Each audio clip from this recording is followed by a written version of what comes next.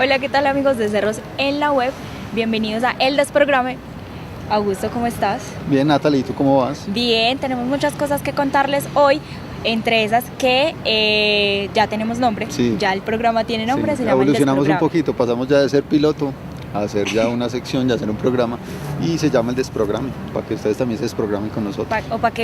Si están desprogramados, para que se programen. Sí. Otra noticia que les tenemos que dar es que nos pueden escuchar por una emisora online que próximamente estará en el FM, que se llama Radio Bemba. Sí, la idea es que nosotros ahí también vamos a compartir los audios de las entrevistas que hacemos acá y la música que ponemos acá para que nos escuchen también primero por la web y próximamente por la FM. Así es. Bueno, el día de hoy les contamos que tenemos una invitada muy chévere. Ella es Catherine López Cardona. Es estudiante de Administración de Empresas de la Universidad Nacional de Colombia. Egresada de Administración de Empresas y de Artes Plásticas de la Universidad de Caldas. Catherine, bienvenida. Hola, ¿cómo estás? A tus micrófonos. Catherine la invitamos básicamente porque ella tiene un libro muy chévere que se llama Memoria Oral de Caldas. Mitos, leyendas, encantos y espantos. Cuéntanos entonces de dónde nace esta idea de crear un libro como estos. Bueno, esta idea nace en el 2013, finales del 2013, y se presentó a la Universidad Nacional como un proyecto de investigación cultural de la biblioteca. Al principio pues era algo muy sencillo, viajar a los municipios. Bueno, Caldas es muy grande, tiene 27 municipios, se viajó a la mayoría de estos y se hicieron 280 entrevistas en total, más que todo a los mayores. Más o menos cada entrevista oscilaba entre hora y media, según fuera el caso, y la pregunta era sobre la memoria, recuperar la memoria, pero basándonos sobre los mitos, leyendas, encantos y espantos. Bueno, esa fue como la ruta de la memoria que se tomó. Pero entrelazada con estas había como actividad económica, es decir, cómo viven, qué trabajo tenían y cómo ese espanto o esos mitos pues empiezan a entrelazarse con el hecho de que sacan oro o que están ordeñando las vacas. Bueno, ese tipo de cosas que hacían antes los abuelos, que nos parece tan lejano, pero realmente no está tan lejos. A mí es un tema que me encanta, no lo he tratado como desde el mito, pero entonces yo creo que después de esto me va a tocar invitarte a tomar un café y que me expliques mucho más, porque es un tema que me apasiona, ese cuento de los miedos, del terror. Entonces, ¿qué fue lo más terrorífico que encontraste en ese viaje? Lo más terrorífico, pues que Caldas cuenta con zombie propio, eso es como lo más terrorífico. ¿Cómo así? ¿Cómo es eso? Sí, no tenemos que importar zombie, lo tenemos. ¿Cómo es eso? ¿Dónde Sí. vive? Vive en el Totomal del Alcázar. El Totomal es un resguardo indígena en Vera, Chamí, y se llama Aribadaba. No sé si ¿Cómo? Aribadaba. Aribada, sí, acá lo estaba buscando, pero tú lo conoces mejor que yo.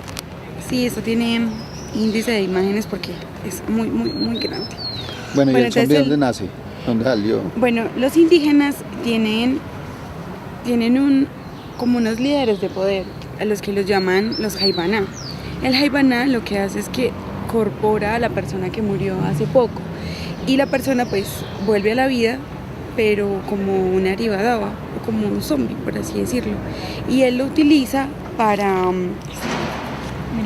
Por allí. Mostramos por acá. y él lo utiliza para pelear por poder con otros jaibaná. Las personas, si se llegaban a topar con él, digamos, mientras estaban cosechando o algún tipo de cosa, este ser podría devorárselos, dejarlos absolutamente sin sangre. Se dice que no puede subir escaleras y no puede alzar la cabeza. Así que las personas construían las casas con escaleras para que el aribadaba no pudiera entrar a la casa. Este fue uno de tantos que me asombró mucho. Y las ilustraciones, porque pues madre, esta ilustración está Sí, increíble. es que no es que el ¿Quién libro hizo es... ¿Tú hiciste las ilustraciones No. o quién es el creador No, de las no. ilustraciones? El ilustrador es mi compañero de estudio, Darley Bedoya. Él fue el que se encargó, lo encargué de absolutamente todas las ilustraciones. Hay que aprender a delegar o si no sale uno, pero para nada. Bueno, ¿cuánto tiempo entonces te tomó, digamos, o te tomaba estar en un pueblo y recopilar todas las historias? Bueno, mira, yo lo manejé de la siguiente manera. Primero se hacía un contacto telefónico o por internet, con cartas, como lo lográramos hacer con los municipios. Con algunos no es tan fácil. Y se contactaba con el promotor de cultura o de turismo de cada municipio, se concretaba citas, había una claridad completa frente a qué tipo de información estábamos buscando, así que cuando íbamos, por lo general por el municipio eran 3 días, pero con una entrevista tras otra, todo muy muy seguido uno de otro. La otra cosa es que Caldas está lleno también de lugares misteriosos, la Cueva de la Bruja, embalses donde ven aparecer balsas de oro, y eso está muy relacionado también con los indígenas que habían antes, con los encantos y con los espantos, y que tiene que ver mucho con el oro también. Caldas está repleta de historias que tienen que ver con oro, Con huacas. con huacas, sí. Con espa. Bueno, y alguna aparición que en medio de la historia o tú quedaras como pensando tanto en eso que de verdad se te presentara, ¿no te pasó? No, pues la verdad no. ¿No te asustaron? ¿No te Yo espantaron? quiero ir a un poquito más allá. La gente que te contó este cuento, ¿se lo cree? ¿O no? Sí, sí, por completo. O sea, eso no entra en duda. Vaya una y diga, ¿y usted sí está seguro que se le pasó? No. Igual hay un autor, pues, se llama Mircea Eliade, que él dice que este tipo de historias no hay que verlas como si son reales o no reales, sino como legítimas. Es decir, muchas historias fueron inventadas. Por ejemplo, no sé si han escuchado alguna vez el Hojarasquín del Monte. Ujú, el Hojarasquín. El Hojarasquín del Monte era muy hacia el norte, hacia lo que se conoce como Arma, y era un camino hacia Antioquia, hacia Antioquia y Caldas. Y tipo 7 de la noche, el arriero más grande y más corpulento se colocaba una piel de oso, y tipo 7 de la noche salía gritando que era el Hojarasquín del Monte, y los españoles corrían a esconderse para ellos no tener que pagar el peaje. Y pasaba la recua de mulas, unas 20 con ron y tabaco para Antioquia. Entonces también hay un aprovechamiento sobre este tipo de historias que generan terror para otro tipo de cosas. Pero por lo general son historias que son legítimas, se han contado por generación en generación, se toman como identidad cultural también de ciertos lugares, como por ejemplo Aguadas, es el Putas de Aguadas. Se dice que el Putas de Aguada pues retó al diablo en una contienda, y con su poncho y su machete pues le gana al diablo. Y el Putas de Aguada es una identidad, ¿cierto? Que es una persona que a nada le teme y a todo le puede. Como yo estuve leyendo y hojeando el libro, no lo he acabado, pero ahí voy. que Y he está visto harto. que sí, es carnudo. Y ahí me di cuenta que las personas que entrevistas son mayores. ¿Te diste cuenta en ese proceso de investigar y de entrevistar a esta gente cómo ellos le traspasan esa tradición a los niños en los pueblos? ¿Cómo es ese proceso de contarle el cuento a los niños? Pues sigue siendo el mismo proceso que a mí me pasó, ¿cierto? Mi abuelo me lo cuenta a mí, y bueno, y la idea es que yo también se lo traspase a otras personas, pero en este momento estamos viendo como un bache, que los chicos de ahora no les interesa escuchar al abuelo, se considera que cuando eres mayor pues te vuelves obsoleto, ya no es necesario, hay una necesidad de importar otro tipo de historias y rechazar un poco las que tenemos. Eso es muy malo. Y bueno, me di cuenta de muchas maneras. Primero, cuando iba a los municipios me decían, ay, si hubieras llegado, no sé, hace unos 2 meses, hubieras encontrado al mayor que contaba las historias y les contaba muy bien. Y no, ah, listo, pero ¿tú te acuerdas de las historias? Ah, no, yo no le prestaba atención, era lo que me contestaban, y me causaba pues mucho, ey, no puede pasar eso. También cuando estaba en el proyecto yo le daba clases a los niños, y bueno, me fui toda entusiasmada, yo voy a mirar, los voy a hacer dibujar estos bitos o alguna cosa. Y me decían, no, yo no tengo ni idea, ¿cómo así que la pata sola? ¿Eso qué? ¿Es una señora que anda en una sola pata o qué? Pues lo sacaba por deducción, pero que estuviera ahí en su remanente o en su memoria, a como si la tenemos de pronto nosotros, los chicos de ahora no tanto. Hay que hacer un esfuerzo con ellos.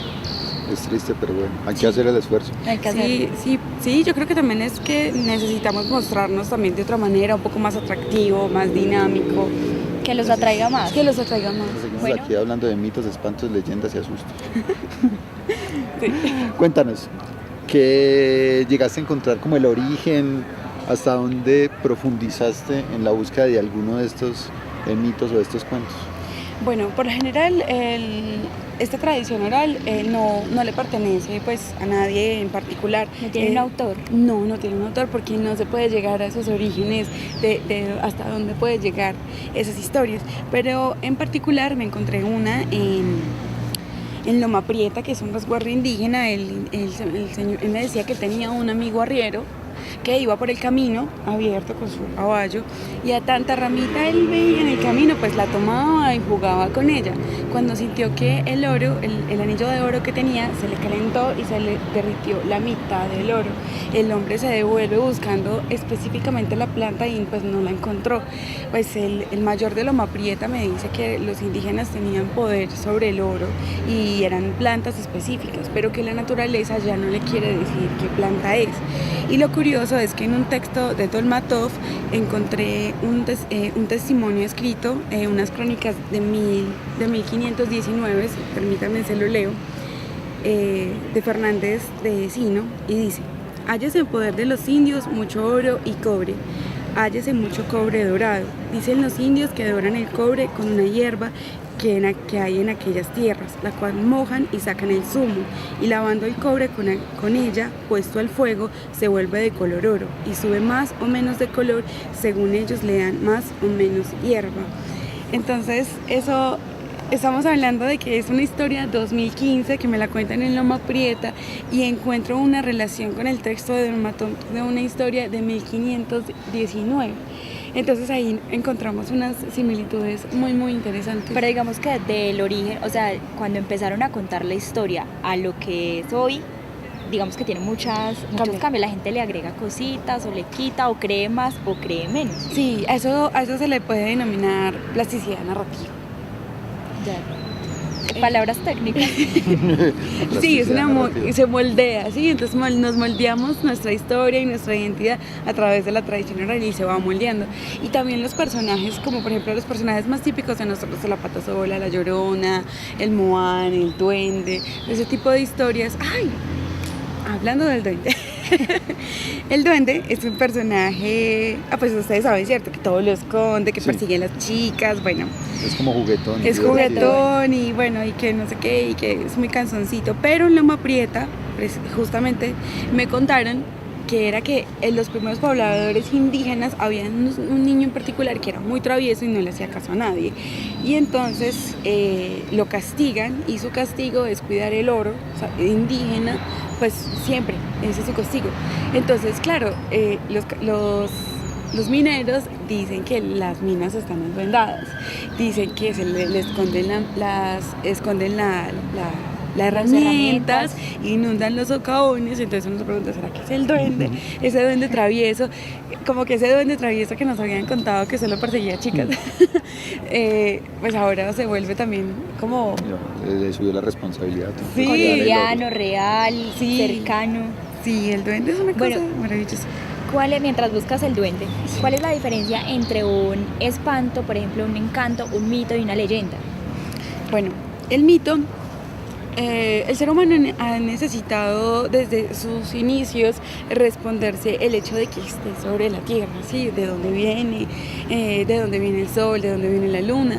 Y cada cultura pues tiene una cosmovisión totalmente diferente acerca de esos momentos originarios.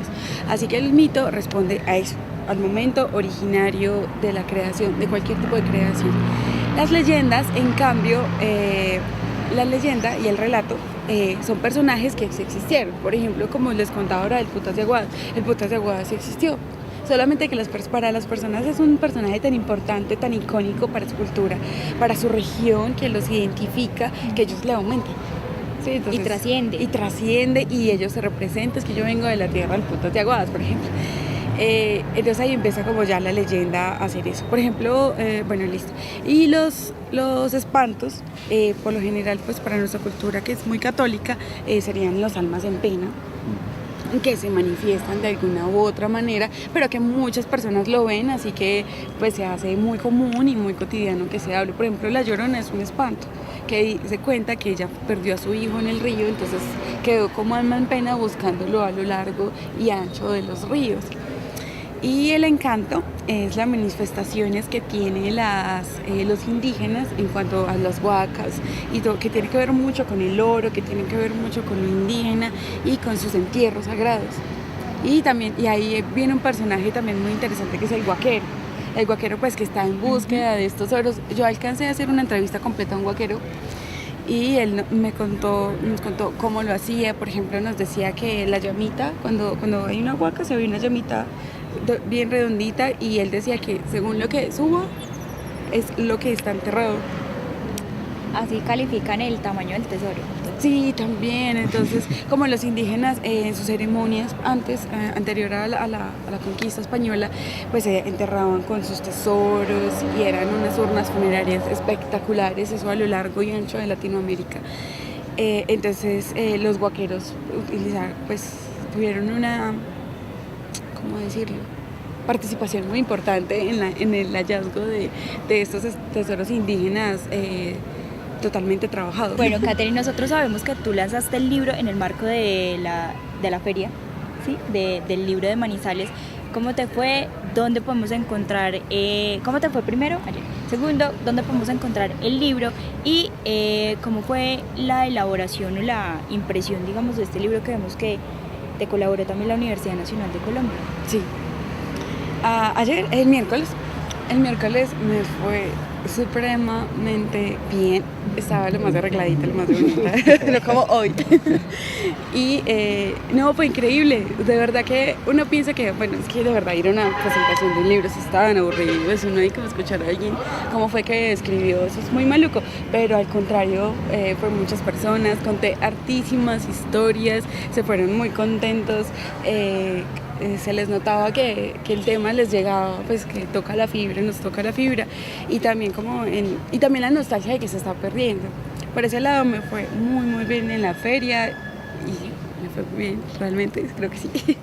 Me sentí bien, aunque nerviosa, había mucha gente. Y bueno, ya lo otro, este libro, la editorial UN Bogotá lo avaló. Entonces, pues tiene todo el rigor académico que solicita la Universidad Nacional. Ese sello editorial pues le otorga de que es de alta calidad. Eso es importante decirlo. Sí, fue mucho trabajo. Fue mucho trabajo, como les dije, fue ¿Cuánto tiempo? desde finales del 2013, lo terminé en el 2015 y se imprimió en mayo de este año. Entonces, es un trabajo largo, 280 entrevistas por Caldas, fotografiado e ilustrado. O sea, eso está caliente, pero le va a hacer la pregunta, no sé qué piensa. Quizás hacer la segunda parte. Ay, pues sí, ojalá. Te quedaron faltando muchos. No, quedaron faltando máximo 3-4 municipios, y fue más que todo porque no recibí ayuda por parte de los proponentes de cultura, entonces como bueno, que irme al pueblo, yo bueno... Tengo otra pregunta que me está rondando hace rato. Tenemos asustos importados. Nos asustan cosas de otro lado. Encontraste, por ejemplo, no sé, en algún lado te hablaron de Godzilla, cosas así. Pie grande. Exacto, no. Pie grande, no, eso, no. Todos son locales, todos son de acá. Muy locales, muy locales. Y por ejemplo la y Madre dicen Monte. Que no hay donde coger historias. Ay, todo nosotros, está todo aquí. No, mira. O sea, acá hay 200, ¿qué? 280 entrevistas. 280 entrevistas de espantos. No, de tenemos espantos, mitos, leyendas y con 27 ilustraciones de que son totalmente un bestiario y fotografías de los lugares en los cuales se asustan. Genial, un bestiario de Caldas. Es un bestiario. Sí, genial. Es un bestiario de brujas, la cantidad de brujas que tenemos es impresionante. Me gustaría mucho compartirles algo que leí, que compartí ayer y que me gustó mucho. Esta es La Pata Sola. Las ilustraciones son geniales. Sí, Darley Bedoya, sí. Yo no le permití esa expresión artística ni nada. Yo no, caballero, nada de esas cosas. Me hace el favor y me dibuja como lo dijeron. Como lo describe la gente, es que es cierto. Sí. Es que las ilustraciones corresponden a las descripciones puntuales, o sea, no es nada inventado por el artista, él simplemente interpretó lo que le dijeron. Él quiso, pero yo no lo dejé. Listo, mire, dice: yo soy más que la sirena, en el mundo vivo sola, y nadie me resiste porque soy la pata sola, en el camino, en la casa, en el monte y en el río, en el aire y en las nubes, todo lo que existe es mío. Así escuchan cantar coplas a la pata sola. Ella es uno de los personajes de espantos más atemorizantes y reconocidos de esta región. Persigue a los hombres infieles, los seduce y solo deja de ellos los huesos y el cuero. Se presenta como una hermosa mujer, pero no se confía en hombres inquietos porque es la pata sola. Ahí tienen pues hombres para que bueno, se atengan. Ahí estuvo, se nos acabó el tiempo. del programa. Aquí Sí. en el Desprograma estuvimos muy programaditos hoy. Se fue Feria muy del rápido libro. el tiempo, Sí. relajamos. Es que hay mucho para contar en el libro de Catherine López. Catherine, ¿dónde lo podemos encontrar ya por último? Bueno, lo está vendiendo la editorial UN, se puede encontrar, es que todo por internet. Uno coloca así Google, editorial UN, Memoria Oral de Caldas y aparece el link para poderlo comprar por internet. Listo, ahí está pues. Memoria Oral de Caldas, Mitos, Leyendas, Encantos y Espantos de Catherine López. Hoy estuvimos escuchando también un poco de la música de Manu Chao, Radio Bemba y otras cositas que esperamos que les gusten. Augusto, nos fuimos. Ate, muchas gracias por aceptar la invitación, por venir a contarnos tu experiencia y felicitaciones y muy bacano el libro. Muchas gracias. Que le vaya muy Muchas bien. gracias. Nos vemos, chao. Chao.